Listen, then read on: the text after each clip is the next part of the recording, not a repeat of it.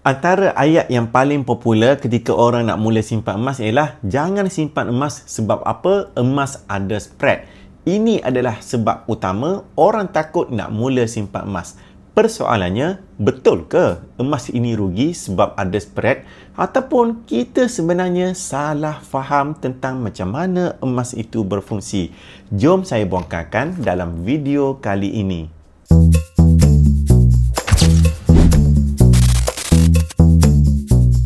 Assalamualaikum dan hai. Salam perkenalan, saya Baihaqi Muhammad, pembimbing dan juga penyimpan emas yang tegar sejak tahun 2020 hinggalah ke hari ini telah pun membimbing lebih 600 orang simpan emas dengan ilmu yang betul.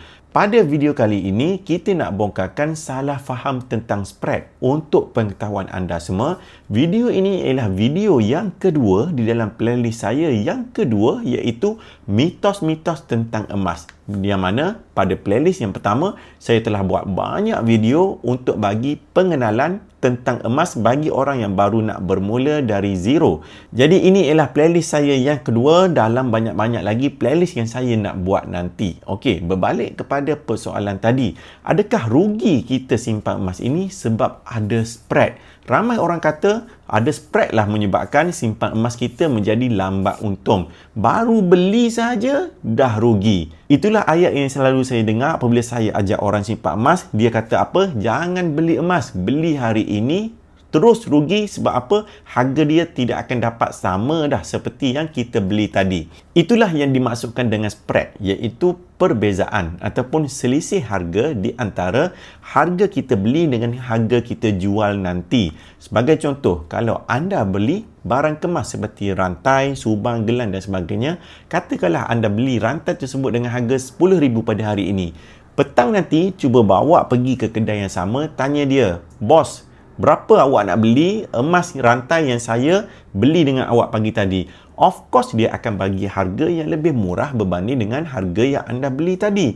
Itulah yang dinamakan dengan spread. Dan spread untuk item emas simpanan dan pelaburan seperti dinar dan juga gold bar yang ada di dalam tangan saya ini, dia jauh lebih murah berbanding dengan spread bagi barang kemas. Spread barang kemas biasanya 20 ke 40%. Manakala emas pelaburan dan juga simpanan dinar dan juga gold bar seperti ini, spreadnya sangat nipis, iaitu 6% dan maksimum 9% sahaja. Jadi ini adalah satu kelebihan anda gunakan emas dinar dan juga gold bar sebagai simpanan. Berbalik kepada orang yang cakap simpan emas beli hari ini terus rugi, jangan beli emas, itu sebenarnya dia tidak faham tentang emas. Orang yang berilmu dia faham, setiap benda yang kita beli ada kos transaksi. Sebagai contoh, anda beli kereta di showroom, anda beli kereta Volkswagen. Harga di showroom ialah RM100,000. Bawa saja keluar showroom, anda pakai satu hari, cuba jual balik. Adakah orang akan beli dengan harga showroom yang sama? Tidak sama sekali. Yang sebenarnya harga kereta telah pun susut sebaik sahaja anda keluar daripada showroom tersebut. Sama juga dengan anda beli rumah. Kalau anda beli rumah pada hari ini, anda nak jual rumah tersebut pada hari ini juga, anda akan dapati harga rumah tersebut tidak akan sama dengan harga yang anda beli tadi. Itulah yang dinamakan spread ataupun itulah kos yang ada bagi setiap transaksi bagi aset-aset. Jadi adakah kita nak kata orang yang beli kereta kena scam, orang yang beli rumah kena scam? Jangan beli kereta sebab harga kereta makin lama makin murah, ataupun jangan beli rumah, nanti harga rumah pun akan turun juga. Tidak. Orang yang beli kereta faham, orang yang beli rumah faham, itulah kos yang ada setiap transaksi. Dan orang yang simpan emas, mereka juga faham bahawa kalau mereka beli emas, mereka tidak akan jual dalam masa satu hari, satu minggu, satu bulan. Kebanyakan orang yang faham tentang emas, mereka akan jual emas mereka setelah 2 tahun dan ke atas. Sebab apa? Emas hanya sesuai untuk simpanan dalam jangka masa panjang. Yang menjadi masalahnya ialah apabila orang beli emas pada hari ini, esok terus dia harapkan dapat untung. Itu adalah satu mindset yang salah. Sepatutnya kita simpan emas pada hari ini adalah untuk keuntungan dan juga simpanan dalam jangka masa panjang. Sekurang-kurangnya 2 tahun dan ke atas. Itu barulah mindset yang betul.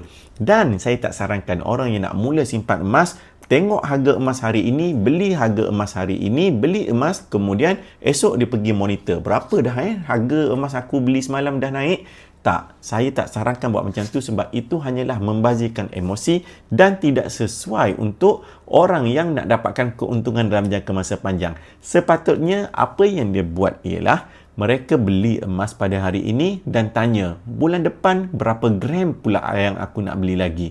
Sebab simpanan emas ini lama-kelamaan akan naik. Harga emas 5 tahun lagi confirm akan lebih mahal berbanding dengan harga emas pada hari ini. Persoalannya ialah 5 tahun lagi berapa gramkah yang anda sudah ada? Kalau anda rasa video ini bermanfaat, cuba tekan like, subscribe, komen dan juga share supaya lebih ramai lagi yang dapat manfaat, dan cuba komen di bawah berapa gram yang anda plan nak simpan sebenarnya. Saya nak tahu supaya saya boleh bantu anda kepada langkah-langkah yang keseterusnya. Kita jumpa dalam next video. Assalamualaikum.